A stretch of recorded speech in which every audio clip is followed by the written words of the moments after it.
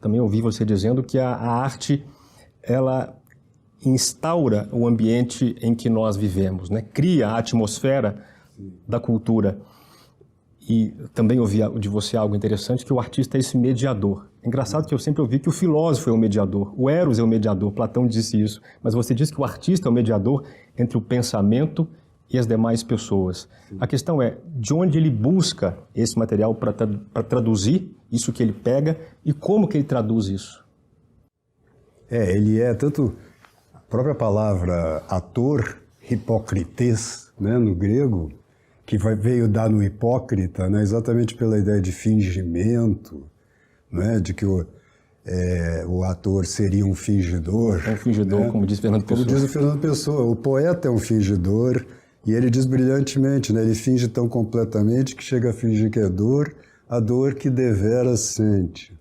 Então essa tradução entre uma experiência que inclui a inteligência, porque é uma experiência humana, né? A experiência da realidade seria a fonte disto, né? Segundo o que você pergunta, e a expressão desta experiência, né?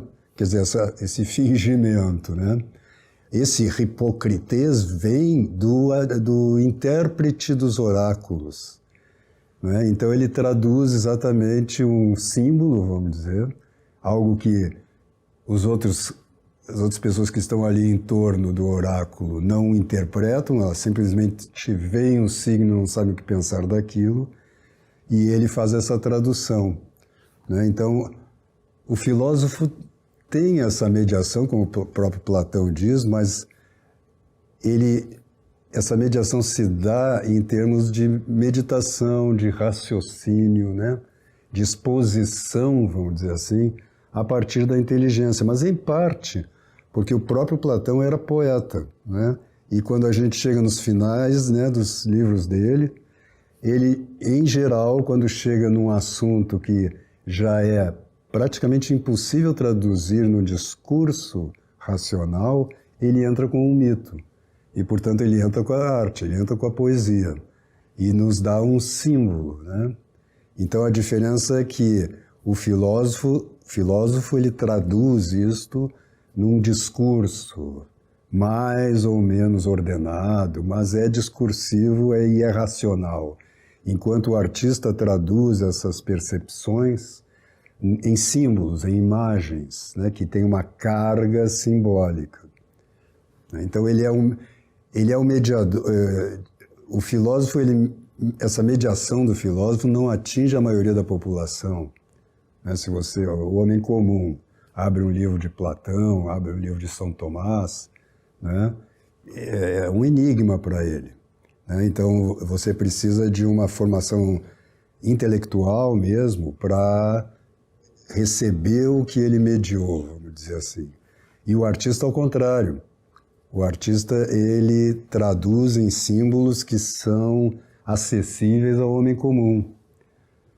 Se a gente olhar a nossa cultura, né, na nossa não, qualquer cultura, mas pensando na nossa, nós estamos sendo bombardeados até hoje em dia de imagens, sejam visuais, sejam sonoras, que são produzidas por artistas. Não é? Mesmo um professor, um filósofo, ele atinge uma parcela muito pequena da população. Né? Já o artista pode estudar esses filósofos, né? e os assuntos que um professor desenvolve, mas quando ele vai traduzir isto, ele traduz a partir da experiência da realidade e não traduz uma teoria, vamos dizer assim, né? Quer dizer, ele deixa para aquele que absorve a arte, a tarefa de traduzir, por sua vez, também para a sua própria existência. Sim, e uma tradução que é simbólica também. Ele não decupa, vamos dizer assim, o símbolo, né, num discurso. Isso aí só um estudioso já, né, das artes é que consegue fazer essa tradução discursiva, não é? Mas ele, na verdade, nos dá, as artes nos dão as imagens através das quais nós entramos em contato com a realidade. Ou, o que hoje em dia é comuníssimo, as imagens que nos alienam da própria realidade, porque esse é o grande perigo das obras de arte, né?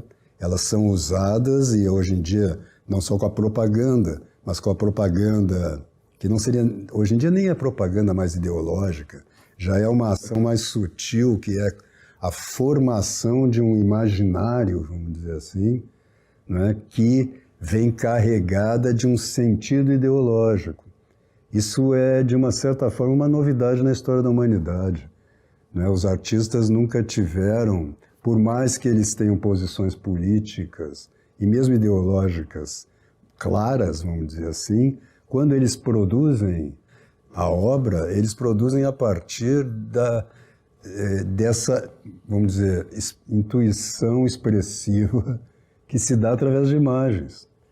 Um dos nossos maiores escritores, o Graciliano Ramos, que era um comunista, né, e tinha, vamos dizer assim, uma posição ideológica muito definida, quando escrevia, claro que partia de uma visão que era comunista, mas não tinha nenhuma carga ideológica na própria obra, né?